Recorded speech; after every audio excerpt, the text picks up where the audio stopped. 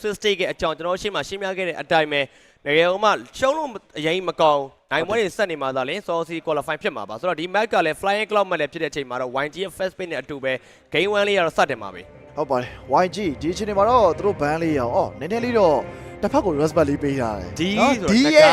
့ငကားလေးကို first ban လေးပါစပြီးတော့ဘန်းထားလိုက်တယ်ဗျာဟုတ်ပါတယ်ဆိုတော့ Ogan မှာလက်ရှိဒီ line ထွက်လာတဲ့ player တွေမှာသွားကြည့်မယ်ဆိုလို့ရှိရင် Naomi Justin ဥမာ DA scan နဲ့ထွက်လာတာပါနော်ဟုတ်ပါတယ်လောလောဆယ်မှာတော့သူတို့ရဲ့ first ban နဲ့ကတော့ဒါဆိုရှင်းလေးတော့ပြန်ပြီးတော့လည်းဘန်းထားတယ်ဒါတော့ meta ban တစ်ခုလို့တော့ပြောရမယ်တစ်ဖက်က Young Galacticos respect ban နဲ့ပဲတောက်လျှောက်ထည့်ထားတာဗျာအခုချိန်မှာလည်းသူတို့အနေနဲ့ဒါ cloud ပြန်ပြီးတော့ဘန်းထားဆိုတော့ AC ရဲ့ cloud ကြီးကိုနော်လုံးဝ respect ban ထားတာသူတို့ကဒီလက်ရှိ meta ဘာညာနဲ့ YG ကဒီ pick bank လုပ်နေတာမဟုတ်ဘဲနဲ့တစ်ဖက်ကဒီ Ogan ရဲ့ပါတဲ့ player တွေရဲ့ signature တွေပြီးတော့သူတို့ရဲ့တကယ်ဥမာကောင်းခဲ့ပါတယ်ဆိုတဲ့ hero တွေကိုပဲဦးစားပေးပြီးတော့ ban နေတာတော့တွေ့ရပါတယ်ဟုတ်ပါတယ်Ogan အနေနဲ့ကတော့သူတို့ကတော့ meta ban လေးပဲပြန်ပြီးတော့သွားထားတယ်ပေါ့နော် second ban မှာလည်း CC ပဲပြန်ပြီးတော့ ban ထားတယ်အခုချိန်တွေမှာတော့ဘာရှာတို့ရီဆန်ရှင်းတို့ဒီလို hero တွေကတော့လွတ်နေသေးတယ်ဆိုပေမဲ့လည်းရန်ကုန် Galacticos တပ်ပန်းမှာတော့ join လေးပဲထပ်ပြီးတော့ ban ထားတယ်ဆိုတော့ကန်ရဲ့ hero ပါထပ်ပြီးတော့ပိတ်ထားလိုက်တာဗျတေတာတော့တယောက်တစ်ကောင်စီကိုတော့သူတို့နေနဲ့ဒီလုံးဝအပြည့်အောင်လို့တော့ ban မှတင်တယ်အဲ့ဆိုရှင်နောက်မှလာမယ် Naomi တို့ Justin တို့ရဲ့ hero တွေလည်းထပ်ပြီးတော့ ban နိုင်သေးတယ်ဥပမာဒါပါတော့အဲ့ဆိုရှင် Franco တွေပါလည်း ban သွားနိုင်တယ်နော် Naomi တို့ Franco တို့ချောင်းတို့နော်ဒါတွေပြန်ပြီးတော့ ban လို့ရပဲ Justin ဆိုရင်တော့သူ့ရဲ့ main hero ပေါ်တော်တော်လေးများတော့များတယ်ကျွန်တော်စနေကပြောဖို့စဉ်းစားဒါပေမဲ့ဒီ Farsa တို့ဘာလို့လဲဖြစ်ကောင်းတော့ဖြစ်နိုင်တာပေါ့လေနော်သူဒါမှမဟုတ်လေသူရဲ့ဒီ Kangaroo တွေတော့အများကြီးပါဒီ mid ကတော့လေနော် hero တွေကတော့ဆိုတော့ first pick က YG ဘာရင်စပြီးတော့ယူကြမလဲသူတို့ဆော့နေကြပုံစံအတိုင်းရဆိုရင်တော့ဒီ utility jungler တွေလည်းသွားလို့ရတယ်လို့အခုချိန်မှာလည်းရီဆန်ရှင်းတွေလွတ်နေသေးတယ်အဲ့ပြောမှာလည်းဒီ Hayabusa တို့ဘာလို့သူတို့ဆော့ကျင်တယ်ဆိုရင်လည်းယူလာလို့တော့ရနေသေးတယ်ဒါပေမဲ့ first pick မှာဆိုတော့ရီဆန်ရှင်းစပြီးတော့ရွေးချယ်တာလေးကတော့တော်တော်လေးကောင်းမယ်လို့ထင်တယ်အဲ့တစ်ဖက်မှာဟန်ကလည်း fanny တွေပါကြီးစော့တယ်တစ်ဖက်မှာကန်ကလည်း fanny တွေပါကြီးလည်းစော့တယ်ဆိုတော့ပုံမှန်ဆိုလို့ရှိရင်ကျွန်တော်တို့ကဒီပွဲတွေမှာ fanny ပဲဘန်းကြပါမယ်လေဒီပွဲမှာပါများပါလာနိုင်မလားပေါ့နော်ပြီးတော့ best of 1ဆိုတော့လေ risk ကတော့ယူလိုက်ရင်လည်းကောင်းတယ်ပြီးတော့လေ risk များသွားရင်လည်းမကောင်းမြန်ဘူးဟုတ်ပြီဆိုတော့ best of 1ပွဲတဲ့ဆိုတော့နော်တပွဲလေးပဲအနိုင်အောင်ဆော့မှာဖြစ်တဲ့အတွက်ဒီအချိန်ဒီမှာ pocket draft တွေဒါအားသုံးလို့ကောင်းတာမထင်ထားတဲ့ hero ကြီးထွက်လာမယ်ဆိုတော်တော်လေးကိုမှ surprise ဖြစ်မဲ့အနေထားဆိုတော့ Yango Galacticos first pick မှာတော့ကဲ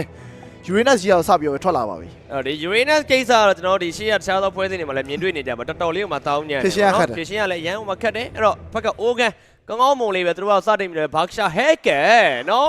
YG ပဲလားဆိုတော့မဟုတ်ဘူး YG ကို YG draft နဲ့ပြန်ပြီးတော့ဆောင်းမဲ့အနေထားမျိုးလေးတော့ရှိရဗျာနော်လောလောဆယ်မှာတော့ Hacker အနေနဲ့ဒီ Roman ဘိုင်းကိုပဲပို့ပြီးသွားဖို့တော့များတယ်လောလောဆယ်မှာ Jungle ဘိုင်းကိုတော့ Baksha ပြန်ပြီးတော့ထုတ်ထားလိုက်တဲ့ဆိုတဲ့အပိုင်းမှာတော့ Yango Galacticos second pick မှာတော့6ဒါ Blink ရဲ့6ဆိုတော့เนาะဒါသူ့ရဲ့ signature pick off hero လေးတစ်ကောင်တော့ရရှိသွားခဲ့ပြီဗျဟုတ်ပါတယ်ကဲအဲ့ဒါဆိုလို့ရှိရင်ဒီမှာဒီ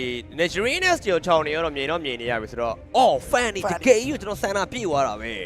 ဲဒါပေမဲ့လည်းဒီပွဲက Fanny တို့ကတကယ်ဟိုမှာလွယ်ပါမလားတစ်ဖက်ကကျတော့ Jungle invade လုပ်လို့ရမယ့် hero နှစ်ကောင်ရွေးချယ်ထားတယ်ပြီးတော့ဟုတ်တယ် Fanny ကလည်းတာမန် player မဟုတ်ဗျာ hand ဖြစ်နေတာဆိုတော့เนาะတော်တော်လေးကိုမှကြည့်လို့ကောင်းမဲ့အနေထားဒီချိန်မှာ Ogan goal line က ace ကိုတော့Moskov ပြန်ပြီးတော့ပေးထားလိုက်ပါပြီဗျ။ဒါလေးကတော့တော်တော်လေးကောင်းပါအယိုးရှင်းဆုံးနဲ့အမိုက်ဆုံးပဲဘောနော်ဘက်က Fanny တွေပါလည်းပါရဆိုတဲ့အချိန်မှာတော့ spear လေးပါလေးနဲ့ပြန်ပြီးတွန်းလို့လည်းရမယ်ဆိုတော့ Moskov ကိုရွေးချယ်လိုက်တဲ့ Matchman တစ်ကောင်ကတော့တော်တော်လေးမှမိုက်ပါတယ်။ဟုတ်တယ်ဆိုတော့ second banning phase ပြန်ပြီးတော့ရောက်ရှိသွားတဲ့ Ogan အနေနဲ့ကတော့ hero တစ်ကောင်ပြန်ပြီးတော့ဘန်းမယ်။တစ်ဖက်ကအခုချိန်ဒီ trap မလာသေးတဲ့ကောင် goal line နေကြအောင်မယ်။ goal line ကလည်းပြောလို့တော့မရသေးဘူး။ဒီချောင်းအနေနဲ့ကလည်းဒါ flexible pick လည်းဖြစ်နိုင်တယ်နော်။ goal line တွေပါသွားပြီးဆော့လို့ရတာဆိုတော့ချောင်းကိုလင်းအောင်ဒီပွဲကျွန်တော် personal ရမြင်ရမယ်ဆိုရင်အစင်တော့အရင်မပြေလောက်လို့ထင်တယ်။တစ်ဖက်က haircut လည်းရှိရယ်ပြီးတော့ Moskov က purify နဲ့ပြန်ထွက်လာမယ်ဆိုချောင်းကပြန်ပြီး down သွားနိုင်ခြေရှိမယ်ပေါ့နော်။အဲ့တော့လောလောဆယ်မှာ mid lane လေးကိုရွေးချယ်ပြီးဘန်းမယ်ဆို mid lane မှာက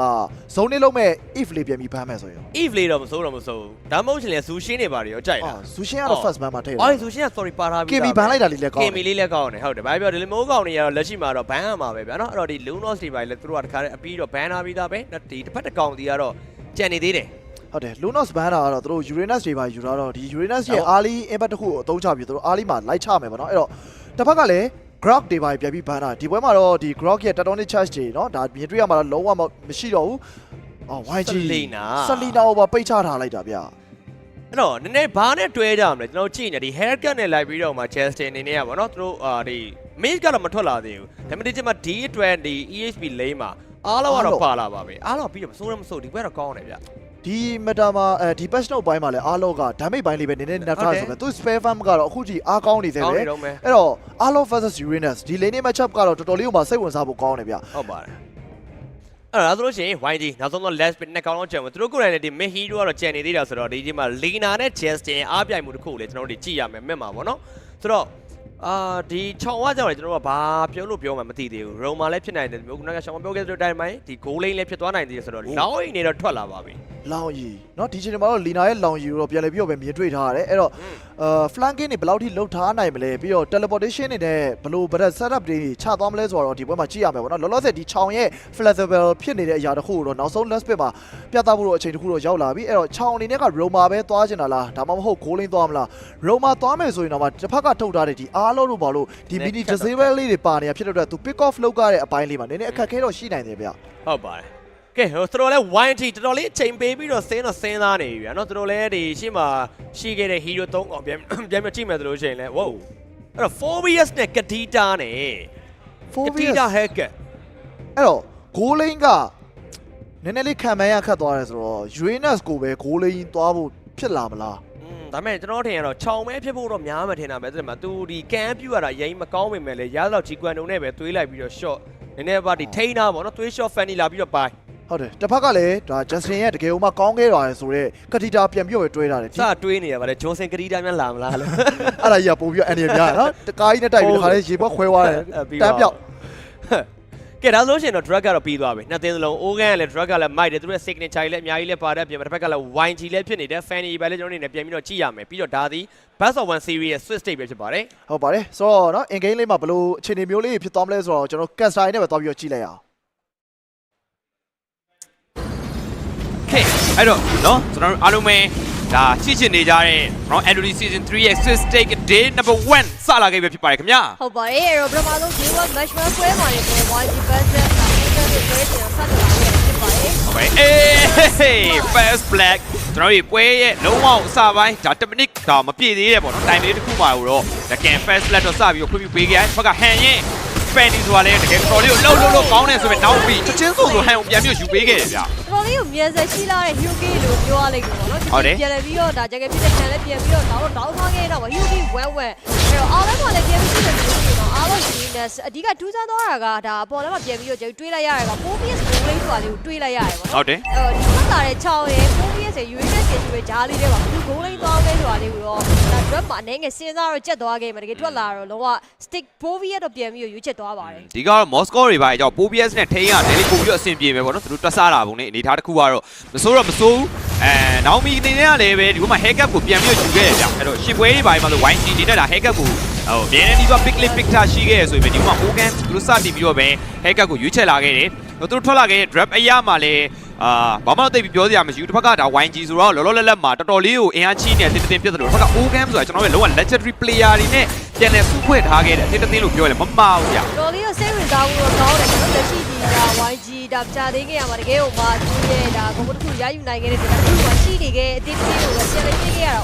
organ ဒီလည်းပဲတော့မတွေးခဲ့ရတဲ့အတင်းတွေဖြစ်တဲ့ player ဖြစ်တဲ့အတင်းတွေပြန်ပြီးပေးထားတဲ့ပွဲစီတစ်ခုမှာတော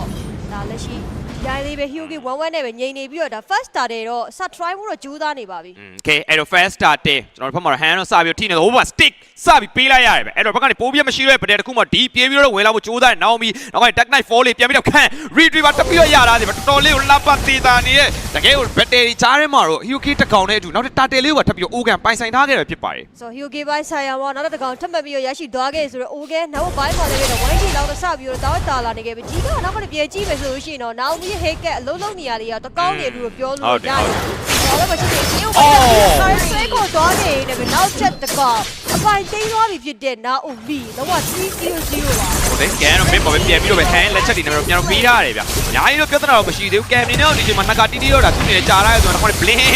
းမရဘူးဝေးတော့ကိုမရဘူးမှဒီနောက်ပြီးပြေးပြီးထိမိထားတယ်ဗျာဘက်ကနေပြီးတော့ blink နေနေရတော့ကျွန်တော် Hyuki ရမလာခဲ့ဘူးဆိုရင်လည်းပဲ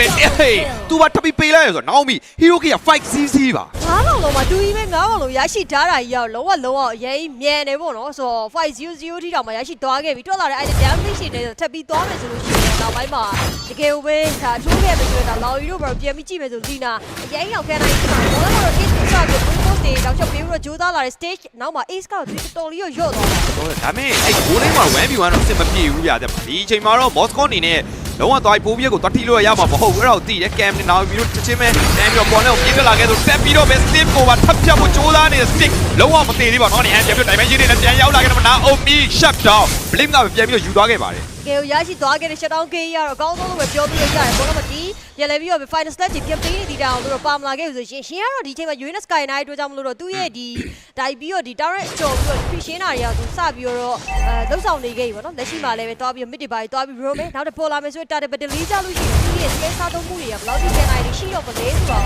ဆက်ပြီးတော့စောင့်ကြည့်ရပါဦး မိခိန်းလေးဂိမ်းတိုင်မယ်တခုကိုရောက်လာရင်တော့ ace နေနဲ့ position နည်းနည်းလေးပျောက်ဖို့များတယ်ဗျာသိလားဘာလို့ဝင်တိုင်းမဲ့ hero တွေဖြစ်တယ်အဲ့လို Uranus တို့ပေါ့ဆိုရင်တော့ရှောင်း Moscow နောက်ကတ်ဖို့များတယ်ပြီးတော့ ham ရဲ့ fan တွေဆိုတာလည်းဒါရရင်ရဆို Moscow ပြေးပြီးတော့ aim 3v1 ဘာမှလဲကြည့်ကြအောင်မလို့တော့တေးကြတယ်ရင်းထပ်ပြီးတော့ပေးလိုက်ရပြန်ပါပြီလက်ရှိမှာတော့ဒါအော်လမှာရေးကျသွားတဲ့အချိန်ကတခုမှနေပဲပေါ်လာခဲ့တဲ့ target တွေမှာလည်းကျဲကျဲနေခဲ့ဆိုပဲဒီထောင်းတော့ကျိုးသားလိုက်ပါသေးဟိုနောက်မှာ Justin နေကတော့ easy လေးပဲ Rory တွေပြဖွဲပြီးတော့ဒါချောက်ပြီးသွားနိုင်ကြလို့တော့ဒီဘက်ကတော့ကြာလာတယ်ဒီကိုစပြီးနေတယ်ရှိတော့စပြီးရောက်လာခဲ့တယ်ဟဲ့ဟိုဝိုင်းပြီးစားဖို့ကျိုးသားနေခဲ့ဆိုအိုးကရတော့မရခဲ့ဘူးတစ်ဖက်မှာပြန်ပြီးရရှိသွားတာတော့ဒါတလေးပါပဲလုံးဝဒီဘက်မှာနာအိုမီတော်တော်လေးကိုအလုံးလုံးတာအရင်အဆင်ပြေနေရဗျသူအနေနဲ့ဒါ hack လို့ hero မျိုးလည်းရထားတယ်ပြီးတော့ဒီ lane roaming ပိုင်းမှာတော်တော်လေးကိုအဆင်ပြေနေရဗျ blink လာပြီးတော့ ace ကိုချောင်းပြီးတော့ကြိုးစားတယ်ဆိုတော့ blink damage နဲ့ ace ပြတ်နိုင်ပါမလားတက်ပြီးတော့ကြည့်ရမယ်ဆိုရင် ace purify right time လေးပဲပြန်တော့တုံးထားရဆို blink hero ကတော့ထပ်တော့မရခဲ့ဘူးဗျအော်နည်းနည်းလေးလွဲကြဘူးလို့သွားခဲ့တော့ blade မှာပြန်ပေးရတော့မှာတောင်းပြီးချင်းကိုပြန်လိုက်လာတယ်ဟိုမှာ Justin လိုက်ကြည့်လို့ကဲလည်းပြန်ပြီးတော့ရောက်လာခဲ့ပြီဟုတ်တယ်ပြန်ပြီးတော့မိနေခဲ့တော့ဘာလို့ blade မှာလိုက်ချဖို့တော့ကဲလည်းဖြစ်နေရနေတာတစ်ခုမှာတော့ရိုင်းတော့မလွယ်သေးဘူးကောင်းရင်ပြန်တိုင်းပါကြီးပြန်ချပြီးနောက်မှာတော့ final set တွေတော့ခုံတုံးပြီးတော့ပြန်ပြီးတော့တောင်းသွားခဲ့ပါအဲ့တော့ ham မှာထပ်ပြီးတော့ပေးလဲဆိုမှ stick နဲ့ 3v1 ကြားတယ် 4vs ဒီမိုနဲ့4တွေတောက်ရှော့ကိုပြန်တောင်းနေပါဒါပေမဲ့ဒီလုံးဝမသေးသေးဘူးနောက်မှလည်းကန်နေကြီးနေဆိုဒီတစ်ခေါက်မှာတော့ဒီနဲ့ damage အောက်မှာပြန်ပြီးပေးလိုက်ပြီးတော့ Naomi ဒီကောင်တော့ကြံခဲ့တဲ့နောက်မှာ 3v1 Naomi ထပ်ပြီးတော့ပေးလိုက်ရပါတယ်ဒီမှာပြန်ပြီးတော့ကြာသွားခဲ့ရတာ142 trade ပေါ့နော်ဟဲ့ပြန်ရခဲ့ဆိုတော့သူတို့ဘက်ကပြန်ပေးလိုက်ရနှစ်ယောက်တော့ပြန်ပြီးဖြစ်သွားခဲ့ပြီဟုတ်တယ် ace အနေနဲ့ကလည်းဒါလိမ့်ဆွပေးပြန်ပြီးချင်းချင်းသွားခဲ့တယ်ခုမှာတော့ပြန်ပြီးတော့ဒါအော်လဲကိုပြန်ပြီးချိန်တော့ဒီနေရာလေးမှာလုံးဝသူလိုချင်နေတဲ့ဒီလိုတော့ကြားလိုက်ခဲ့ပြန်ပေးလိုက်ရဒီကလောက်ကြီးရဲ့ year rotation လေးတွေကြားထဲမှာပြပါတော့ပါပါလိမ့်မယ်နောက်ဒီဘက်ကရင် rotation လေးညာနည်းနည်းတော့ဆိုနောက်တစ်ခုကစဉ်းစားမှလို့ Fanny နဲ့ဘက်ကနောက်ကြီးနဲ့တွဲတာဆိုတော့ Fanny ရဲ့လို့ cable တွေလည်းချက်ချင်း mobility ရမှာမြန်တယ်နောက်တစ်ခုက dimension မှာထပ်ပြီးတော့ပါနေသေးတယ်ဆိုတော့ပြီးတော့ထားမယ်ဗျာအဲ့ဒါလေးရတော့ဆိုတော့ပွဲကတော့ကျွန်တော်ရဲ့ဒါပထမဆုံးသောဒီ match ပွဲမှာနေကိုပဲအချိန်နဲ့တီးနေပဲ Naomi လုံးဝ Naomi ကတော့ vision ပေါ်နေတော့သူ့အိမ်မှာပဲဗျာအော်လဲပါလေ ace ကိုတက်ပြီးတော့နောက်ပတ်တောင်းသွားခဲ့တယ်ဒါပေမဲ့ stick ကိုတော့တော့ဘောင်းပြီး white ကိုပေးထားလာခဲ့ပြီပဲလေပဲဟိုကလွယ်တော့လွယ်မနေခဲ့တဲ့လုံးထူတော့ဖြစ်နေခဲ့ပြီမကြခင်ပေါ်လာမနောက်ဆုံးတော့ less လာတယ်လက်ရှိနောက်ပိုင်းသားရမှာကြည့်ရဆိုလို့ရှိရင်900ပဲကိုကနေနေတာတစ်ခုကဒီသေးလုံးရဲ့တော့ family ကလုံးဝဒဲလူလူဖြစ်နေလို့ပြောလို့ရတယ်ဟဲ့ရှေ့ပြီးတော့ပါတယ်buff တွေပါတော့လာပြီးတော့ယူထားရဆိုမယ်ဟိုမှာတာတေကတော့ပေါ်နေပြီ less start တွေပါအဲ့ less start တွေလေးမှာတော့ဘယ်သူကတက်ပြီးတော့ရမှာလေဆက်ပြီးတော့ကြည့်ရအောင်အဲ့တော့ရင်းအောင်ဒီချိန်မှာသူ့ရဲ့ဒါလိုက်ပြီးတော့ဒါနောက်ရှယ်တော့မဲ့ချိန်ကိုရောက်နေခဲ့ပြီအဲ့တော့သူတောက်လျှောက်လိုက်ပြီးတော့အောင်နေလိုက်နောက်တော့မယ်တောက်လျှောက်လိုက် rush ကိုကြိုးစားနေနေတာနော်မီလန်ရန် mission တွေပါပေါ်နေလို့မရအောင်အဲ့တော့ retreat တစ်ချက်တော့ပြန်ပြီးတော့ကြည့်ရမှာမကန်အေးဟေးအိုးဘကနေဟန်ရအောင်ပြန်ပြီးယူရမယ်တော့ကေဘေးကြားထဲမှာကန်ဟိုမှာတက်ပြီးတော့ယူကြိုးစားနေကန်လုံးဝမသိသေးဘူးဒီနောက်ကနေ benches တွေပြန်ပြီးတော့ထိုးပေးထားတယ်ဗျမရသေးဘူးဆိုတော့ stay တောက်လျှောက်ကိုဒီမိုးတွေပို့စီပြန်တောင်းတော့မှကန်နဲ့လီနာပြန်ပြီး trade ထားပါသေးတယ်နောက်တက်ပြီးတော့ပဲလိုက်ကြဖို့ကြိုးစားနေကြဆိုရင် Justin တို့ရောက်ပြီးတော့လုတ်ခဲ့ပြီမယ်လေပဲစင်တော့ပြင်နေခဲ့တယ်ဟိုရှိမှလည်း stick ကသွားပြကြော်ပြီးတော့ရေကိုကြည့်နေကြတယ်ဒါမှအေးသွားပြီးတော့ဒီကတန်းပြီးအောက်မှာတော့တော်လေးကိုနေပါသွားခဲ့ဆိုတော့ blink let's tell out တာတက်ပြီးတော့ stand with ပေးလိုက်လို့ဟဲ့ဒီချက်ကြီးကိုကတ်သွားပြီးပြင်နေကြားရမှာတော့ပြပေးလိုက်ရပါတယ်လုံးဝ ham right time လေးပဲလာပြီးတော့ ace ကိုစားသုံးနိုင်ခဲ့တဲ့ပြင် Justin ကိုပါထပ်မှန်ပြီးတော့ပိုင်ဆိုင်ခဲ့တဲ့အတွက်ကြောင့်မို့လို့ hero kill လေးတွေဇာတ်တက်စားပုံမပြီးတော့ YG တိမ့်ပိုက်ထားနိုင်ခဲ့ပြီဗျနောက်ခက်အရမှာပါသူတို့နေတဲ့ 3k ဝင်းကျင်လောက်ထိထပ်ပြီးတော့တာလာခဲ့တာဟာဖြည်းဖြည်းနဲ့အိုးခန်းကိုတော့ဒါသူတို့နေတဲ့နိုင်ပွဲရယူဖို့အတွက်အကောင်းဆုံးပြင်ဆင်နေခဲ့ပြီဗျချက်ချင်းဆိုလို့ပြန်လဲပြီးတော့ပြင်ဆင်လာခဲ့တဲ့ပုံစံလေးက YG ဟုတ်နေခဲ့ရပါတော့အားလီမှာတော့ Naomi တောက်လျှောက်ဆိုလို့ hero kill တွေယူပေးနိုင်ခဲ့တယ်ဆိုတော့လက်ရှိတိုင်းတာတစ်ခုမှာတော့ပြန်လဲပြီးတော့ဒီ YG ရဲ့ခုကြားထဲမှာပြန်ပြီးတော့ပြုတ်နေခဲ့ကြတာဆိုတော့ Naomi အောင်လဲဒါ secondary ဒီပါယူပြန်ပြီးဒီနေ့ဒီမှာကာလာခဲ့လို့ရှင်းအဓိကရင်းနဲ့လိုက်ရှုပ်သွားတာကပို့ပြီးတော့စိုးသွားကြပါ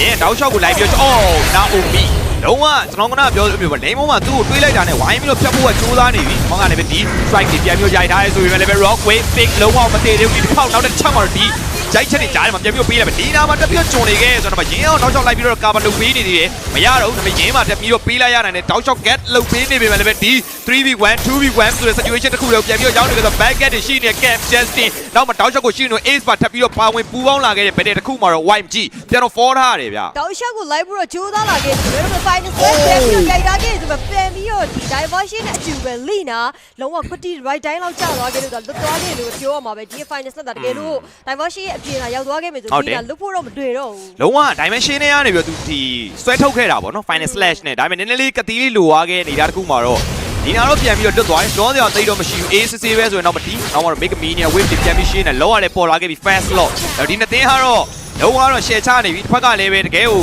O player legendary player လို့ပြောလို့ရတယ်။တစ်ဖက်မှာလည်းပဲလက်ရှိနေတာတစ်ခုမှာအရင်တောင့်တင်းနေတဲ့တင်းတင်းနဲ့တွေ့ရတဲ့ပွဲတစ်ခုကတော့ဘယ်ဝဲမြိုင်ဆိုင်နေကြဆို A score 3v1 ထပ်ပြီးကြီးပြီးတော့ကြိုးစားနေရတော့မရအောင်တစ်ဖက်ကနေပြီးတော့ dimension ထပ်ပြီးတော့ဆင်းလာဖို့ကြိုးစား Oh my A စပြီးတော့ပေးလိုက်ရဆို stick ကတော့လက်ကြီးချက်နေသေးရဲ့ဗျာ။တစ်ဖက်ကလည်းရင်းရလည်းရှိနေဆိုဒီရဲ့ final ဆက်ကမရှိတော့ the way of dragon damage ကြားတယ်မတီးပြန်ပြီးတော့ကြာဆုံးနေခဲ့တယ်။နောက်ထပ်တက်ပြီးတော့ရှိနေတဲ့ Naomi နဲ့တူကန် over ဆက်လက်စားသုံးဖို့ကြိုးစားနေခဲ့ရင်းနဲ့ပဲကန်အော် Unity နဲ့လွတ်ဖို့သူကြိုးစားခဲ့ပါသေးတယ်ဒါပေမဲ့နည်းနည်းလေးလိုချက်တော့ရှိခဲ့တယ်ဗျ နေငယ်လေးလက်စစ်ချက်မှာတော့ပြန်လဲပြီးတော့ပေးလိုက်ရတယ် open down into မှာပေါ်လာနေခဲ့တယ်ဒီ first block ကို white စပြီးတော့ five ချိန်ကတော့ချိန်ကောင်းသူ့တော့ဖြစ်သွားခဲ့ပြီစက်မှာတော့ဒီတော့တောင်းလာနေတယ်သူ့မှာတော့ first block ဟာတော့ white အချက်ပဲဖြစ်နေတာပါ လောကတော့တေချာဝိုင်းပြဘာမှပြောစရာမရှိတော့အဲ့တော့ Ogan ဒီလောက်ကိုလာပြီးတော့ယူဖို့တော့ကလည်းမဖြစ်နိုင်တော့ distraction တွေပါရနှမ်းပြီးတော့ cancel မဲတွေပါနှမ်းနိုင်ကျွန်တော်နှိုက်လို့ရရဆိုပေမဲ့သူ့မှာ distraction ကလည်းရှိမနေတော့တဲ့အခြေအနေတစ်ခုဆိုတော့ပြန်တော့ပေးလိုက်ရပြီခွင့်ပြုပေးခဲ့ရတယ်ပြီးတော့ fast lock ပါ Ogan ကောင်းကောင်းမွန်မွန်တက်ပြီးတော့ defend ထားနိုင်မယ်လို့ထင်တယ် YG နေနဲ့ကလည်းပဲပွဲကိုတစ်ခါရဲ့တန်အမ်မိုးဘက်ကထင်တလောက်မလွယ်သေးတဲ့အနေအထားတစ်ခုဆိုတော့မဲက direct လောက်တော့သူတို့ရရင်ရလို့နှဲ့တော့နှဲ့ကြည့်မယ်ဗျ ဟုတ်တယ်ဆိုတော့လက်ရှိမှာတော့ဒါ mega ဒီအဓိက online ရဲ့ mega ပေါ့နော်ဆိုတော့ online မှာ second tower ကကျွန်တော်တို့ပြည်နေတော့သူ့မှာဆိုတော့ online mega direct တော့ပတ်တူရဲ့ဒီတော့စပြီးတော့ဗျာပေးရမှာလားအော်ဟဲ့ဒီရောက်ဘူးပဲဖြစ်တာတော့လောင်ရွတ်ပါတော့ပါလာ diversion ရဲ့အဓိကကြုံလေးရဲ့ဖြစ်ပြီးတော့ဝင်တာနောက်ပြီးရှိနေခဲ့တယ်လည်းရင်းကြီးကာလာရဲ့ပတ်တယ်ရဲ့KV လေးတွေထွက်လာခဲ့တယ်မနောက်ကြီးချက်ချင်းကိုပြန်ပြီးတော့ပြီးသွားခဲ့တာပါ ဟိုကမှားလို့မရတဲ့အခြေအနေတစ်ခုတော့ဖြစ်နေခဲ့ပြီတကွာမှားတာနဲ့ကျွန်တော်တပွဲလုံးပေးလဲနေနေတာတစ်ခုပါပဲအဲ့တော့ဟန်လည်းအရင်ကြီးတော့ဝင်လို့မရဘူးတစ်ခါကနေ Naomi နေနေရလည်းပဲဒါသူ proc ကဘက်လိုင်းကိုပြန်ပြီးတော့နှိုက်ဖို့တော့ကခက်ခဲတော့ဖြစ်နေခဲ့ပြီပေါ့နော်ဘလိုင်းရိုင်းဝင်လို့မရဘူးဘာလို့တစ်ဖက်မှာ तू နှိုက်ဖို့အတွက်လေဂိမ်းမှာနှိုက်ကမဲ့ဟီးရိုးကထင်တော့မရှိဘူးဗျာဒီလား ဟဲ့သွားပြီးဟဲ့လိုက်လို့မရလို့မျိုးဒီလာလည်းပဲဒါရှိရရှိဆိုတော့ဘလိုက်တော့သွားပြီးတက်ပြီးဒါ just day ဒါပြတ်တဲ့တူလာခဲ့ဆွဲလာတော့ဝိုင်းသူလည်းပြတ်တော့ပြတ်သွားခဲ့အောင်အားလုံးရှိရတော့ဆိုတော့ easily 0လို့ပြီးသွားခဲ့ပြီဆိုတော့ရင်းကတော့တော့ကြည့်ရတယ်ဒီမှာမားကကြီးရက်တီပေးနေကြတယ်တစ်ကဲဒီလို post damage အောက်မှာလည်းပဲတော်ရီအထိနာတော့မပေးနေလီနာရဲ့ position တွေကြားထဲမှာ just day 3 to 1လောက်တိရောက်ရော့သွားခဲ့ပါတယ်တစ်ဖက်ကပေးနေစိမ့်စိမ့်ထားတဲ့ damage ကြီးကများအောင်များရတယ်ဗျာဒီလားဒါပေမဲ့ပွဲကိုအဲ့လိုမျိုး YG ဘက်ကပေါ့နော်တစ်ခါလဲ split push တစ်ခါလဲတောက်လျှောက် pushing လုပ်ဖို့အတွက်ကမလွယ်ဘူးဗျာဆိုတော့သူတို့ဘက်ကကြောင့် melee hero တွေများတယ်ဟို6တို့ 4BS တို့ UNS တို့ဖြစ်နေတဲ့အတွက်ကြောင့်မို့လို့ပေါ့နည်းနည်းလေးတော့rain hero သိမ့်မပါတာဖြစ်တဲ့အတွက်ကြောင့်ပါမပါဘူးလို့ပြောလို့ရတယ်ပေါ့အဲ့ဒါလေးကသူတို့အတွက်နည်းနည်းလေးဒီပွဲကို mega tower တွေပိုင်းတက်ရိုက်ကအချိန်တွေမှာတော့အဆင်မပြေတာမျိုးလေးတော့ရှိရဲဒါပေမဲ့ 5v5 ဘယ်နဲ့ပူပြီးဆိုင်မယ်ဆိုသူတို့ရဲ့ hero တော်တော်တောင့်နေဗျာဟုတ်တယ်ဒီကဒီချိန်မှာ Blade ကိုပဲပြန်ပြီးတော့ကြည့်ရတော့ Blade အနေနဲ့က Ace ကိုပဲဖြစ်ဖြစ် Justin ကိုပဲဖြစ်ဖြစ်တယောက်လောက်ကိုဆွဲပြီးတော့ခေါ်ပေးနိုင်ခဲ့မယ်ဆိုလို့ရှိရင်တော့ဒီ battle ပြောင်းလဲနေပုံပုံပြီးတော့ပြောင်းလဲသွားနိုင်တယ်လို့ပြောလို့ရတယ်။တော့ Ace level ဒီမှာလုံးဝသူ့အနေနဲ့ battle position တစ်ခုမကြုံဖို့အတွက်ကိုအများကြီး side ကနေတော့ရောက်နေခဲ့ပြီဆိုတော့ Gang Line ကမရှိရနေပြီးတော့ဒါဦးစီးဦးဆောင် spell လိုက်ရှာပြီးတော့ digital light တောက်ပေးရတယ်လုပ်ပေးတာပါသေးတယ်။အဲ့တော့ dimension လမ်းပြီးတော့ပို့ပေးတာဆိုတော့ရိုင်းတော့လို့မရအောင်နောက်ကနေပြီးတော့ night form ပြန်ပြီးတော့ပွင့်ပေးတာသေးဆိုတော့ဟန်နောက်လျှောက် K ဘိန်းနဲ့ can ယူဖို့ကြိုးစားနေဆိုတော့အော် Justin တကယ်ကိုလာခဲ့မယ် rock ပွင့်မရခဲ့ပဲဒီနောက်သူပြန်ရခဲ့ပါတော့မှလည်းချက်ချင်းဆိုတော့ဟန်ကတော့ပြန်ပြီးတော့ပေါ်ဖို့ကြိုးစားတယ် can 3အရောက်နေနေခဲ့တရားတော့ဒီ over 2v1 ပြန်ပြီးတော့ဂျုံနေခဲ့ပြီး can သေးသွားပြီဆိုတော့တစ်ဖက်ကနေဒီပါထပ်ပြီးတော့ကြားဖို့တေချာတော့ရှိနေခဲ့ပြီဗျာ။နောက်လျှောက်ပဲပြန်ပြီးတော့ပေးနေရတယ်။အဲ့တော့ပြန်ပြီးတော့ down သွားခဲ့နောက်မှာတက်ရှိနေခဲ့တဲ့တောင်းပြီးအကျူကတော့ဒီဆို 2v1 situation 2ကောင်းတော့ထိန်းပေးရနိုင်ခဲ့လို့ဖိုင်ဆက်လက်ပြီးတော့ direction တောင်းတော့ဆွဲနေသေးပါပဲ။နောက်မှာတက်ပြီးတော့ပေးနေတဲ့ stick တွေ bonus damage နဲ့ဒီမှာဒီလုံးဝတော့မတည်သေးဘူးရှင်းနေဒီကဘက်ကပေးနေတဲ့ stick damage အောက်မှာဒီအကြာကြီးကိုရက်တည်နိုင်ခဲ့တယ်နောက်ဆုံးသူရဲ့ဘက်က mega ဒီတောင်းတော့လည်းပဲ 2v1 မှာတော့အသေးတိုင်းလိုက်ချမှုတဲ့အကျူမှာပြန်ပေးလိုက်ရပါတယ်အချိန်တော့တော်တော်လေးဆွဲပေးခဲ့တော့တွေ့ရတယ်ဘယ်လိုကြီးနေရဒါပေမဲ့မတတ်နိုင်တော့တဲ့ရှုံးမှာတော့ဒါသူပြန်ပြီးတော့ပေးဆက်လိုက်ရတယ်သူ Hyuki ဘာရအရင်မကွာဘူးလက်ရှိအရင်ကကျွန်တော်ပြောလို့တောင်းနေတဲ့တင်းတင်းကိုလူမျိုး Ogan အနေနဲ့ပြန်ပြီးတော့ဒီကျင်စော့ပြနေနိုင်တာတော်တော်လေးကိုကောင်းတယ်လို့ပြောရမှာအဲ့တော့နောက်မှဒီ Ace တောင်းချောက်ပဲ damage ပြန်ပေးနေဆိုပေမဲ့ Ace အော်ဟို Justin တကယ်ပဲ profile လေးနဲ့လာပွားလေးပြန်ပြီး Hyuki ရအောင်ယူခဲ့သေးတယ်ဗျာ ဒီကောင်ပြန်ပြီးတော့တက်နေသေးတဲ့နောက်မှာတော့ရေတော့တော့ဒီကိစ္စကကြာပြီးဒီမှာတော့ရေနည်းနည်းလေးပြီးတော့နာလာခဲ့ပြီပဲကျန်ရောနေနေခဲ့ပြီဆိုတော့မှာတော့ပြန်ပြီးတော့ရှိနေတဲ့တူမှာချက်ပြီးလိုက်တဲ့လူပဲချက်ပြီးတော့ပေါ်လာနေတဲ့ second lot ဒီကောင် second lot ကိုတော့ Ogan ဘက်ကနေရိုင်ပေးချင်တော့စိတ်ဆန်တာတော့မရှိနေတော့အဲ့တော့သူကောင်းဆုံး position လေးတစ်ခုတော့ပြန်ပြီးတော့ယူပြီးတော့ပဲဒီတော့ဒီကောက်တာသူရလိုက်မယ်ဆိုရင်တော့ပြန်လဲပြီးတော့ Darren ဘိုင်းဆိုင်ရမှာတော့အနေငယ်ပြတ်တိုးလို့တော့ရအောင်ပါပါဟုတ်တယ် Now Cap ကလည်းထင်သလောက်မကွာဘူး 4K ဆိုပမာဏတကွာရိုင်းညာတော့ဟေးဒီကျမှတော့ Naomi ချက်ချင်းတို့ပဲပြန်ပြီးတော့ကိုရောင်ကိုဝါရီပြန်ပြောင်းကိုကြိုးစားနေဟိုင်မှာ energy မရှိတော့တဲ့နောက်ပါ Naomi ချက်ချင်းဟန်ကိုပြန်ပြီးတော့စားသုံးနိုင်ခဲ့တယ်ဗျာဟန်မရှိတော့တဲ့ဘယ်သူမှချက်ပြီးတော့ဒီဆိုင်ရတော့ပဲဆိုတော့ YG တော့မကြီးတော့တရားတော့ကြားရမှာကြောက်နေတယ်ဟိုတော့သူလေးက Ace ကိုရောက်ဆွဲပြီးတော့ကဲကဲနောက်ပါပဲ Ace ပြန်ပြီးတော့လောင်းသွားခဲ့ပြီးတော့နောက်ပါ 4v4 situation ပဲရှိတော့တစ်ဖက်ကမှတော့ Jagger ဖြစ်တစ်ဖက်ကလည်းပဲ goal line ဆိုတဲ့ Ace ကတော့မရှိတော့ပါဘူး Blink damage ကတော်တော်လေးကိုများတယ်ဗျာချက်ချင်းဆိုသလိုရုပ်ချီးပဲတန်းပြီးတော့ပြတ်သွားခဲ့တာပေါ့နော်ကျွန်တော် Ace နေနဲ့ကျွန်တော်ဒီပြောခဲ့သလိုမျိုးပဲဒီနောက်ပိုင်းမှာ Ace နေနဲ့က position ယူဖို့အရန်ခတ်တယ်ဗျအဲ့လိုမျိုး6တို့ပြီးတော့ UNS တို့ POBS တို့အဲ့ဒါကိုမှ fan တွေတစ်ပြည့်နေရောဆိုတော့လေနည်းနည်းလေးတိုင်ပတ်နေနေတာတခုလို့ပြောရမယ်အဲ့တော့နောက်မှ Naomi ကတော့ရှိနေဆိုပေမဲ့ချက်ချင်းပဲအဲ့ဒီတော့ပြန်ပြီးတော့ပွင့်ပြီးတာ Blink ရှိရင်တောက်လျှောက်ကိုတော့ light တော့ချီပေးနေဆိုပေမဲ့လောကတော့နှစ်သိန်းလုံးခုချိန်ဒီမျက်စောင်းနဲ့တော့မထိုးရဲသေးဘူးဗျရလေးရရဲပိုင်းတော့လုံးဝမရသေးဘူးဆိုတော့တော့ဖြစ်နေခဲ့ပြီကန်နေနေတော့ဒီမှာသွားပြီးတော့နောက်ချက်မှုတွေကိုကန်နေခဲ့ရပြီဆိုတော့ပြန်ပြီးတော့ရောက်လာတောင်းလာတာတွေကတော့တစ်ပတ်လုံးမှာနေပြီးတော့တောင်းနေတယ်ရှိနေသေးရဲ့ဆိုပေမဲ့ကန်နေနေကတစ်ပတ်မှာပေးနေ damage ကိုသူအကြာကြီးတော့ရက်တီမပေးနိုင်တာလေးတော့တွေ့နေရသေးရဲ့ပေါ့နော်ဆိုတော့ဒီချိန်မှာ Ace ပြစ်ဖို့အတွက်ကိုတော့အရှိကနေလုံးဝအကြာကြီးလောက်ထိရက်တီပေးနိုင်ဖို့တော့လိုအပ်လာသူမျိုး Ace ကိုတိုင်းကလည်းပဲရင်းတို့ဘာလို့ပြစ်ဖို့ဆိုနည်းနည်းလေးတော့ခက်ခဲနေပါသေးတယ်လောကလည်းပေါ်တော့ပေါ်နေပြီ second log ပြအဲ့တော့ဟိုးမှာပင်းကားတော့ဘရှင်လေးကတော့ရှိနေနောက်ပြီးသိတယ်ကျွန်တော်လုံးဝကြိုပြီးတော့သူတက်ထားတဲ့အကွက်တစ်ကွက်ထဲမှာ blink ပေးလိုက်ရတယ်ဗျာဒီပဲပြန်ပြီးတော့ hand ဒီပဲပြီးတော့ဆွဲဖို့စားနေတယ်လည်းပဲနောက်မှာ blink ပြီးတော့ဒီတစ်ခုတော့ပြန်ပြီးတော့သူကစားလိုက်မယ်ပေါ့နော်5 goal တွေပုံစံသူပြန်ရောက်နေခဲ့တယ်ပေါ့ YG ရိုင်းရောတက်လို့မရနေပြီနောက်မှာရေးရေးပေးရတယ်ဒီနေ့တော့ကြောက်သွားခဲ့ပြီဆိုတော့ဘာမှပြဿနာတော့မရှိသေးဘူးတစ်ဖက်မှာ care သွားပြီးတော့ nearly dance လောက်ချင်တဲ့ပုံစံလေးတော့ရှိနေပါသေးတယ်ရန်ရွယ်သွားပြီးတော့မလှုပ်ချင်သေးဘူးကွာ 4v5 ဖြစ်နေရဆိုတော့လို့တကယ်ယူမလားဆိုတော့လေသူဆုံးဖြတ်ချက်ကဒီချိန်မှာနည်းနည်းလေးဝေဝါးနေရလို့ပြောရမယ်ပေါ့နော်ရန်ကြီးလှုပ်လို့မရဘူးဒီချိန်မှာတစ်စိမေးကင်းနေမှားဝါးနေတန်းပြီးတော့ပွဲယူပေးလိုက်ရနိုင်တယ်ဆိုတော့အဲဒီတော့တတိယထားဟိုမှာတော့ Justin ကတော့ rock wave တော့ပြီးသွားပြီညာကျွန်တော်ဒီဘက်ကနေဒီနာပြန်ပေးလိုက်ရမယ်ဟဲကေပဲ damage တွေတော့ပြန်ပြီးရှိနေတယ်လောက်ရတယ်တစ်ဖက်မှာတွေ့ရတော်တော်လေးကိုနေနေခဲ့ဆိုတော့ Naomi ပြန်ကြတဲ့နေတာတခုပါပဲအဲ့တော့ 1v1 ပြန်ပြီးကြတာဆိုတော့ဟဲ Reedy ပြန်ပြီးရအောင်ယူခဲ့ဆိုတော့ဒီကန်မှာတက်ပြီးတော့ပေးရတော့မယ့်အချိန်တွေတခုပါပဲကန်တောက်ချောက်ကိုပြန်လွတ်ဖို့ကြိုးစားနေကန်တော့လွတ်သွားခဲ့ဆိုတော့ဒီဘက်ကနေ Ace တောက်ချောက်ကိုပြန်ပြီးပြခွဲပြီးကြိုးစား winner nature right die blink damage တွေဟဲအဆုံးသတ်နေခဲ့ Ace တက်ပြီးတော့ကြားတယ်ဘာမှရှိနေတဲ့ Jasmine မှာတက်ပြီးတော့ယူကိုကြိုးစားနေဆိုပေမဲ့အလဲမှာကျန်နေခဲ့ဒီ 3v1 ဒီတစ်ခေါက်မှာတော့သူ immortal ပြန်ကြဆို swap ပြန်လုပ်လို့မပြီးနိုင်တော့တဲ့တောက်ပါပဲဒီတက်ပြီးတော့ပေးလိုက်ရပါတယ်တော့ရောက်ဒေါင်းသွားတဲ့အကျူမှာတော့တစ်ဖက်ကနေမှ okay ချက်မှတ်ပြီးတော့ second low လည်းကောင်းပါတယ်အကျူလည်းမတက်လာတဲ့ minion win တွေလည်းရှိနေတယ်မှာလေလေမိကကြားတဲ့ကတော့စပြီးပြီးရတော့မှာတော့ robot ဆွဲတဲ့အကျူမှာ stick ကတော့ပြန်ပြီးတော့ဒေါင်းသွားခဲ့ပြီခွေးခွေးလည်းပဲမရှိတော့တဲ့သူ့ပါပြန်ပြီးတော့ Justin ကို live ဖို့ကြိုးစားနေကြတယ် Justin အဓိကအချိန်ဆွဲဖို့ကြိုးစားနေတဲ့ပုံစံလေးမှာအဲ့တော့ဆက်ပြီးတော့မိနေတယ်လို့ဟဲ့ cat ကိုထပ်ပေးထားရင်လည်း Justin တောက်လျှောက်ကိုဆွဲဖို့သွားပြီးခဲ့တဲ့နောက်မှာတော့တစ်ဖက်ကနေမှ second low easy ဖြည့်ရှင်းလို့ရမယ်ဒီကဖြစ်သွားနေပါလုံးဝအဲ့ wall လေးကြော်ရင်လွတ်ဖို့အတွက်ရခိုင်နှုန်းအရန်ကိုများနေခဲ့ပြီဆိုပေမဲ့နောက်ဆုံး let's တစ်ချက်မှာ blink video ပြန်ပြီးတော့ရအောင်ယူလာနိုင်ခဲ့တယ်ဒါပေမဲ့ Justin လိုပေးခဲ့တဲ့ကွက်တစ်ခုမှာတော့သူအချိန်အများကြီးဆွဲလိုက်ရတာဖြစ်တဲ့ကြောင့်မို့ဒီနေရာမှာလောရှင်းမှုတော့ကောနည်းနည်းလေးတော့ chance တော့ပြန်တော့ရသွားတယ်တော့ fan ဒီဘိုင်တော့ပြန်ပြလာမယ်အဲ့ဒါကဟိုဘက်မှာချောင်းပြန်ပြနိုင်ဖို့ဆိုတော့လောကအတက်ကြီးကျန်ကျန်နေပြီအဲ့ဒါကတော့ဒီတော့ဘယ်လိုပြန်ပြတော့ဆက်လိုက်နိုင်ခဲ့ပြီတော့ဒီ final step ဒီဘိုင်ပြန်ပြလို့တော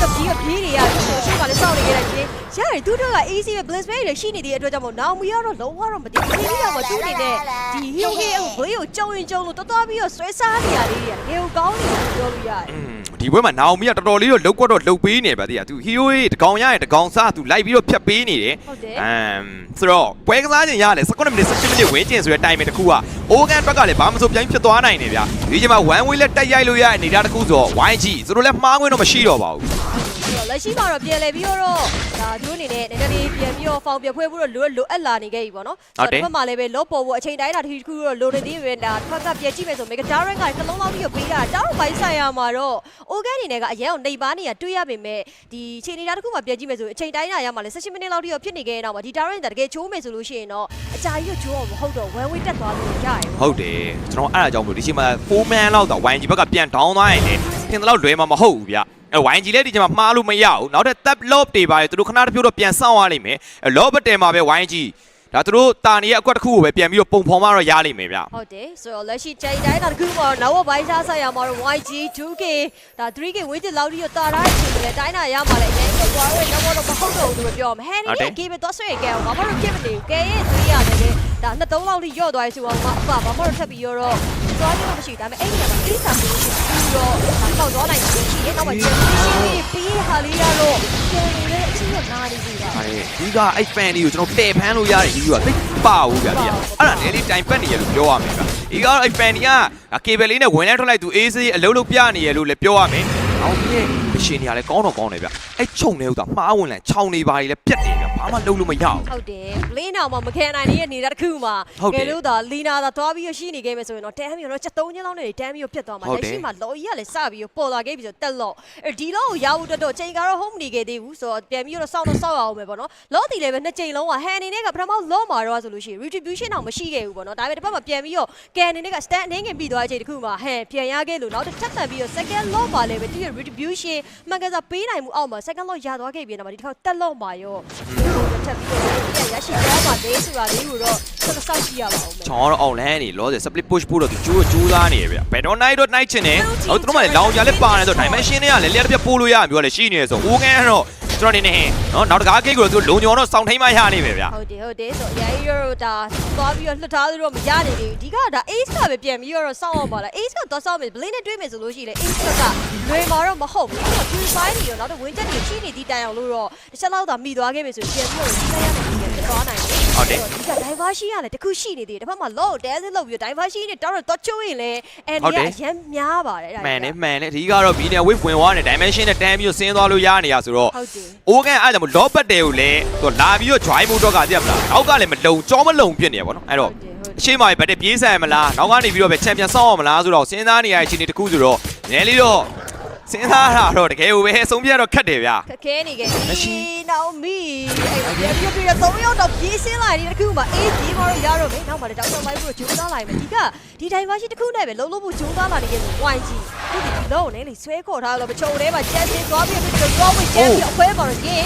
်တော်ပြီးတော့ကိုင်းသွားခဲ့မယ်ပြတ်တော့မပြတ်သွားခဲ့ဟိုတော့မထပ်ပြတ်ပြီးတော့ play ကတစားဖို့ဂျိုးသားလာနေခဲ့တော့ဖိုင်တော့ချက်ပြီးတော့ရိုက်ပြီးတော့ပုံလေးနောက်က ace ကပြစ်ချက်နေအောင်ဆက်ချသွားခဲ့လို့တော့တက်ပြီးနေခဲ့ရေဟိုမှာတက်ပြစ်ဖို့တော့ဂျိုးသားနေပါသေးတယ်ကဲအဲ့တော့ဖက်မှာလည်းပဲ Naomi နဲ့ Fanny တက်ပြီးတော့တွေးနေရတဲ့အခြေအနေတစ်ခုမှာ Naomi ဟန်ဘယ်သူကတက်ပြီးတော့ရရှိသွားမှလဲအဲ့တော့ Fanny နေနဲ့ကတော့ဒီတစ်ခေါက်မှာ Hacker ကိုယူဖို့သူစူးစမ်းနေခဲ့တော့လဲပဲရတော့မရခဲ့ဘူးသူက blink ကလည်းမရှိရဲ့အခြေအနေတစ်ခုမှာဒီ 3v1 play ပဲအကောင်းဆုံးပဲပြန်ပြီးတော့ပေးရတယ် because တောက်ချက်ကိုထိုးပေးထားရဆိုရင်ပဲဒီခုချိန်တော့မပြတ်သေးဘူးကြာရှင်တော့ရှင်နေသေးရဲ့ဆိုရင်တော့မှလည်းပဲချက်ချင်းစိုးသလို Justin ပြန်ပြီးတော့ဝင်လာတဲ့ Rock Wave တက်ပြီးတော့ပဲခွဲပေးခဲ့ရဆိုရင်လည်းပဲလွတ်သွားခဲ့ဆိုဒီအနေနဲ့သူရအယောင်နေပြီရင်းကတောက်ရှောက်ကိုလိုက်မှွေနေရဗျာ Naomi ဟိုးတော့မရှိနေခဲ့လို့ဟိုရှိမှလည်းပဲပြန်ပြီးတော့ပြေးပြီးတော့စူးစမ်းနေခဲ့ရတယ်ဟို ace တော့တောက်ချက်ရေးကိုပဲထိုင်ဖြစ်နေခဲ့ပြီပဲဒီတော့တော့ဝိုင်းအဖတ်ဘာတောင်းရရဲ့ငယ်ဆုံးလို့လေလက်ရှိမှာပေါ်လာတယ်ကျွန်တော်တို့ကောက်မှာစာပြီးနေခဲ့တယ်ဘာမှကြာတော့ခဲ့ဘူးတစ်ယောက်တည်းပါ45ဆိုရဲ saturation ကူလို့ရှိနေခဲ့တဲ့ဟန်ရဲ့ retribution ကိုတော့ပြန်ပြီးတော့ထားပါလိမ့်မယ် Swiss Straight ကကျွန်တော်တို့ D1 match 1ပွဲစဉ်မှာတကယ်ကိုပြန်ချက်ဖို့တပြည့်ပြင်းထန်နေခဲ့ဗျာတော့ဒီတောက်ချောက်ကိုကွဲပြီးသားသေးဆိုရင်လည်း airbow တက်မှန်တာဆို ground လေးနဲ့ပဲတပြည့်ခဲထားတယ်ပဲ snake ဒါပေမဲ့လွတ်ပါမလားဒီ damage ကြားထဲမှာတော့ပြန်ပြီးတော့ကြာသွားခဲ့ဗျာတော့လည်း A တောက်ချောက်ကိုပြန်ဒီနားလည်းထပ်ပြီးတော့ down နေခဲ့သလို 2v3 လောက်ဖြစ်နေတဲ့ဒီနေရာဗတ်တယ်လေးတစ်ခုမှာထပ်ပြီးတော့ YG ဗတ်တယ်တက်ဆိုင်မှုတော့လွယ်တော့မလွယ်နေသေးဘူးဗျာခွေးခွေးတွေကလည်းတောက်ချောက်ကိုပြန်တက်နေခဲ့လို့ဘာမှလည်းပဲလော့စပြီး drive ဖို့ကြိုးစားလာခဲ့လို့ okay အရင်တော့မလွယ်ကြီးအဲ့တိုင်းမှာတောက်ချောက်ကိုပတ်ပွင့်နေခဲ့တာ၄ရောက်လောက်ဝိုင်းပေါင်းချိုင်တော့ပြတ်မဲ့နေတာတော့ home နေခဲ့လို့ all လည်းမရှိနေခဲ့တယ်ဟဲ့လည်းပဲဒီကဝင်းချက်တက်ဖို့တော့ကြိုးစားနေတယ်နောက်ပြီးပြည့်ရှိနေပါသေးတယ်ဒါပေမဲ့မှာတော့ပြန်ပြီးတော့ဒီ lock ကိုရှူရမှာလား face ကိုကားမှာလားဒီကြားမှာနာအိုမီပြတ်သွားခဲ့တယ်အဲ့မှာပြန်ပြီး recall ရောက်လာတဲ့အချိန်ကမိသွားခဲ့လို့ဒါကဲငေါသွားတယ်ပြောရမှာပါဒီမို့ဆိုလို့ရှိရင်တော့ဟောဒါဟန်အနေနဲ့တခါတည်းပဲဘတ်တော့ timing နိုင်သွားနိုင်နေတာတစ်ခုပါပဲရန်ကြီးတော့အိုကန်ဘက်ကစိတ်လွတ်ကိုလို့ဘတ်တယ်လာဆိုင်လို့မရဘူးကြာမှန်တယ်ဒီအချိန်မှာသူတို့မှာလုံးဝ PV5 situation တစ်ခုသူတို့လော့ဘတ်တယ်ကိုသူတို့ယူလို့ရတယ်ဒါပေမဲ့နောက်မှာဒါဟန်ပြန်ပြီးတော့ထိန်းနေရဟန်ကိုပြန်ထိန်းနေရလေနည်းနည်းလေးတော့အလုရှုပ်နေခဲ့တာပေါ့နော်ဒါတော့မချင်းရအောင်တော့ဖြစ်နေပုံရောက်နေခဲ့တယ်ဒီကတော့တောက်လျှောက်ဆို dash တွေ stand ပြန်ပြီးတော့တောက်လျှောက်ပေးထားတယ်တော်ကြီးကောင်းတယ်ပေါ့နော်နေနေတော့လောက်ကြားထဲမှာရက်တည်နေခဲ့တဲ့ဒီတော့အချိန်တော့ဒါအကြာကြီးဆွဲဆက်ပေးထားနိုင်တယ်ဆိုပေမဲ့ကျန်နေရသူတို့ရဲ့ဒါ chance ကိုပေါက်နေနေတာတခုမှကပြန်ကြည့်နေရလိမ့်နေတဲ့ wave ကအချမ်းကိုများနေခဲ့တယ်ပေါ့အဲ့တော့လောလာချီးဖို့တော့တော်တော်ခက်ခဲတဲ့ကိစ္စ တခုဖြစ်နေခဲ့တယ်ဟုတ်ကဲ့ free fight situation တခုမှာတော့ဒီလောမယူနိုင်ခဲ့တဲ့အနေတခုကလောလာပြီးတော့ပဲခိုးမှပဲရတော့မယ်ပေါ့နော်လူကြီးပေးပြီးတော့ အဲ့လိုပေါ့နော်သူတို့ဒီကအဲ့လိုမျိုး mega powder ရဲ့ lane ကလောနဲ့စန့်ကျင်ပဲ lane ဖြစ်နေရဗျအဲ့ဒါသူတို့ lane ပြမျိုး defend ရတာပို့ပြီးတော့ခက်ခဲနေခဲ့တယ်ရှိနေသေးတယ်ဆိုပေမဲ့လည်းဖြတ်စရာအကြောင်းတော့သိတော့မရှိသေးဘူးဗျ final slot ကောင်းကောင်းမွန်နေပဲပြန်ပြီးထွက်လာသေးတယ်ဆိုတော့နောက်ကနေပြီးတော့ဟန်ပြေးပြီးတော့ဝင်လာတယ်တစ်ဖက်လည်း blink က ace ကိုပြေးနိုင်ဖို့ကြိုးစားနေဆိုပေမဲ့ဟန်တောက်လျှောက်ပဲ strike ကိုပြန်ပွင့်ပေးနေဆိုပေမဲ့လည်းတစ်ဖက်ကနေပြီး destruction မှန်တာအရင်ကစီးပြေးပြီးလီနာဂျားထဲမှာညနေခဲ့ပြီးလီနာပြန်ပေးလိုက်ဆို ace ကလည်း immortal ပြန်ပေးလိုက်ပဲလီနာတုံးဝအောင်မသိသေးပါဘူးလီနာဒီနေခဲ့ဒီတာတော့မတည်သေးဘူးဆိုရင်လီနာကိုဆက်ပြီးတော့စားလိုက်ခဲ့ပါလားအဲ့ပြန်ပြီးတော့ပဲဒါပြန် import ပြီးတာဒီတော့လုံးဝမပြတ်သွားခဲ့တဲ့လီနာနောက်ဆုံးမှာတော့ just အဆုံးတော့တပီးလိုက်နိုင်ခဲ့ပြီပဲဟိုမှာရှိနေခဲ့နောက်မှာရှိနေခဲ့ state နဲ့ G နဲ့ကြားထဲမှာပြန်ရောက်ရှိနေခဲ့လို့ ace ကိုယ်တိုင်ကလည်းဟိုမှာ crit way ကိုတွားပြီးတော့ရှင်းနေရတဲ့ကာလာပုံပြီးတော့ကြက်ကြနေရင်းနဲ့ပဲဒီလောက်ကိုတော့ထပ်ပြီး fight မှုအတွက် over ဘက်ကိုရောက်လာခဲ့ပြီ သူတို့ hero king လေးတော့တကောင်စားတွေအိုကန်တောက်လျှောက်ပြန်ရနေတယ်ဒါပေမဲ့သူတို့မှအဲ့လိုမျိုးပေါ့နော်ဒင်းကိုပြန်ပြီးတော့ထိန်းနေရတယ်ဆိုတော့အဲ့ချိန်မှာသာရင် immortal ကျသွားပြီဗျာဒါပေမဲ့ပြန်ပြီးတော့ထားလိုက်ဒီလူမှသူတိုင်ပြီးပြတ်နိုင်ပါမလားဆိုတော့ crowd ချက်ချင်းပဲတိုင်ပြီးဆွတ်ပြပြန်တော့ over မှာတော့တောက်လျှောက်ပဲရင်ဒီတစ်ခေါက်မှပြန်ပြီးပေးလိုက်တော့ justin immortal တောင်းသားပါသေးတယ်နောက်ကနေပြီးကန်တောက်လျှောက်ကိုစေပေးတာဆိုတော့ဘလင်းရတယ်ဘက်ကနေပြန်ပြီးတော့ဝင်လာလို့တေးအနေမှာ၄ကောင်၃ကောင်လောက်ကြားထဲမှာသူတောက်လျှောက်ကိုပဲဒီမိုးလေးပို့စီပြန်ပြီးထောင်းဝင်းစမယ်လွတ်ဖို့နဲ့တော့မချီတော့ဘူးဗျာ ဒါတော့မပြန်ပြီးတော့ ace ကိုလိုနေတယ်ဒီ stage ပြန်ပြီးတော့တောင်းသွားခဲ့တော့တောင်းကြပြန်ပြီးလုံးနေတယ်ဆိုရင် ace ကို play လုံးဝပြန်ပြီးတော့ check ကန်လိုက်နေပဲ ace ကိုပြန်ချသွားခဲ့ stick ကလုံးဝမတီးဘဲနဲ့ကိုပြန်ပြီးတော့ကန်တော့ stick တော်လေးနေပါသွားနေခဲ့လို့ဒီကြောင်နေတဲ့ကန်နေခဲ့တယ်တော့ရောက်လာခဲ့ဆို now only stick ကိုပြန်ပြီးတော့ကြိုးစားနေတယ်လက်ချက်တော့ပြန်ပြီးတော့ချက်သွားခဲ့ရပါတယ်ဒီကတော့ပြန်ပြီးတော့ပေးလိုက်ဆိုမှကန်မှာ immortal တော့ကျန်နေသေးတယ်သူရလည်းလုံးဝ nesting chat ဆိုတော့ cable လေးနဲ့ပဲတခါလေးဝင်အသိန်းလေးမှာတော့ blink damage နဲ့ပြန်ပြီးတော့ဟိုးနောက်မှာလည်း medium wave ပြအရင်များနေပြီးသလုံးသားမှာလည်းချင်းနဲ့သိမကောင်းတော့ကန်ပြန်ပြီးတော့ပေးလိုက်တဲ့နောက်ပြီးတောက်လျှောက်လေးကိုပြန်ပြီးတော့ကာဝင်မရတော့ free wave ကအရင်များနေခဲ့တဲ့နောက်မှာ crystal throne နောက်ဆုံးတော့ပေးလိုက်ရပြီဗျာနောက်ဆုံးတော့ချုံသွားခဲ့တဲ့ free